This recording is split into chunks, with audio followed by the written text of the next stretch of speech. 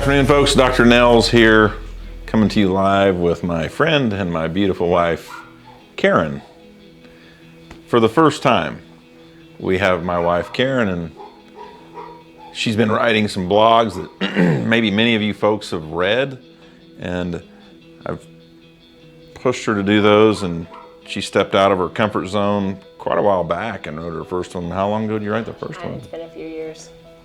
Wrote her first one, and we see that you all enjoy what she writes because she is incredible at writing, and it's awesome to have her on this team to help us help you. At the end of the day, that's all we're here to do, is help you and do better at what you're wanting to do better at and get a different perspective than mine. And so today, one, we're thankful she's here because this was a last minute phone call. She didn't know she was going to be here until about an hour ago, and it's typical of me. I've had these thoughts in my brain, and she kind of knows that, but sometimes I roll with them off the cuff. So she's here today, but today we wanted to kind of follow up on one of her previous blogs and give you a little bit more information on her thought process with the one that she wrote about boundaries.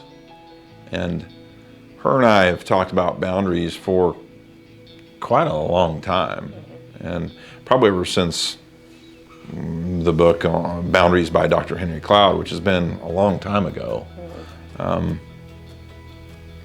As you wrote that blog, what was in your mind? What were you thinking about when you wrote that? So I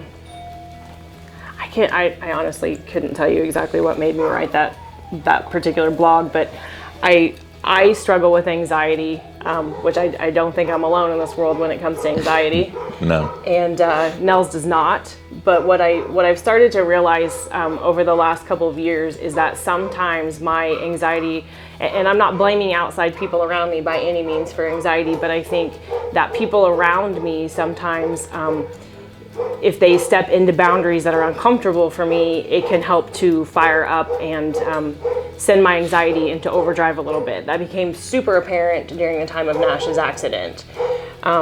And I realized that I had to set boundaries pretty quickly because I was struggling to hold it together as a mom, when I was home with Mackenzie or I was at Madonna with Nash, and I needed to be present and I needed to be very strong for my kids because you weren't there at the same time that I was. And so I immediately started telling people that would want to come over and visit, I would love to have you come to our house and visit, but I can't have you sit around and cry about Nash the whole time we're talking because I can't spend my time crying all the time.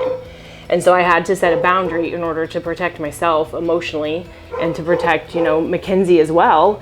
I had to set a boundary emotionally for us that I just needed people to understand. And it is not that I wasn't,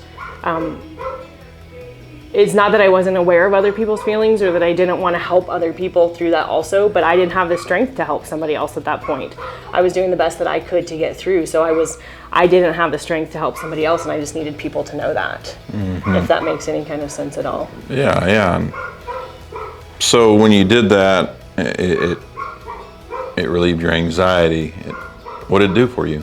It did. I don't know if freeing is the right word, but it was a weight off of my shoulders,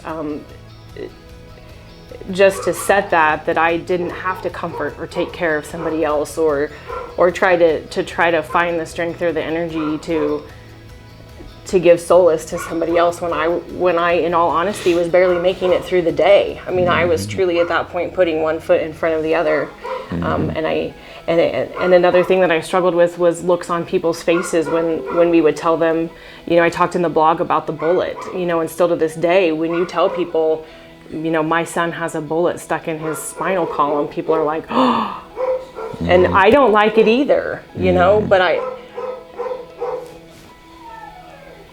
but it's something that we can't fix. It's something that we can't change. So we have to make the best that we can of the situation and move forward. But I started to realize that as people would ask me more questions about it and give me these strange looks about it, my anxiety would just go through the roof. So I needed to be able to tell people, I'm sorry, I can't talk to you about that, or I don't want to talk to you about that today.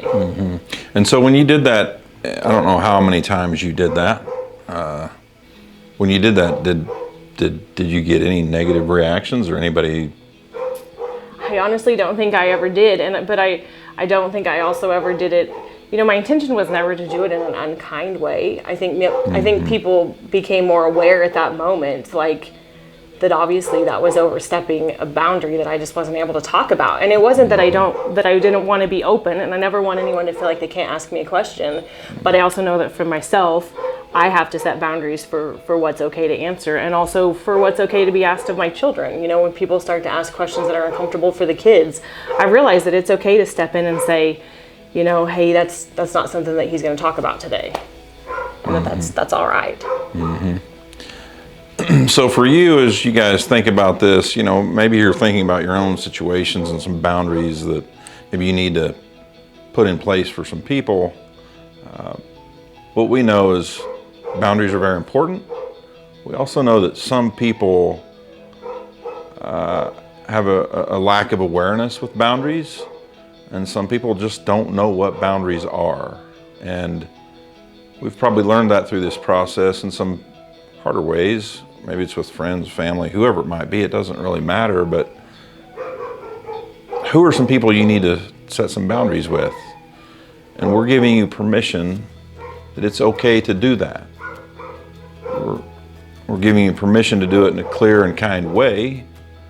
And we think that if you do that, it could be freeing for you in some relationships, in some conversations with some people that maybe just lack some awareness when it comes to asking questions, talking to you behaviorally, whatever it might be,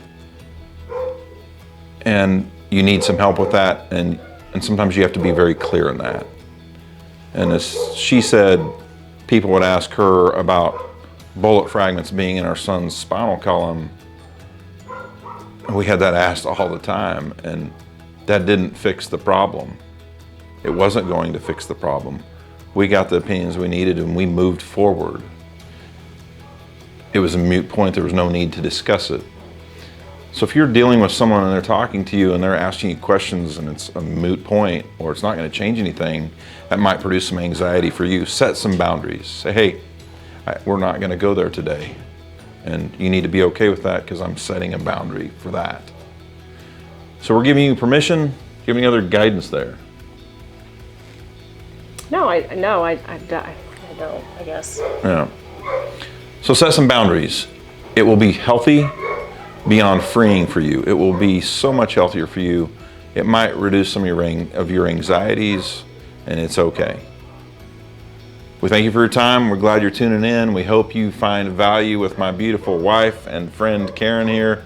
She's got more wisdom that she's going to be sharing with you folks. We're jacked that she's here because she's an incredible human being. Thanks for being here. Hey, you're welcome. On moment's notice, just like that. Subscribe here if you like this content. Tell us what you think. We want to get your feedback. If you enjoy her being a part, we want to hear from you. Tell us what you like. Tell us what you don't like, because we crave negative feedback so we can get better at what we do to help you. Cheers, amigos. Have a good one. Thanks. Bye.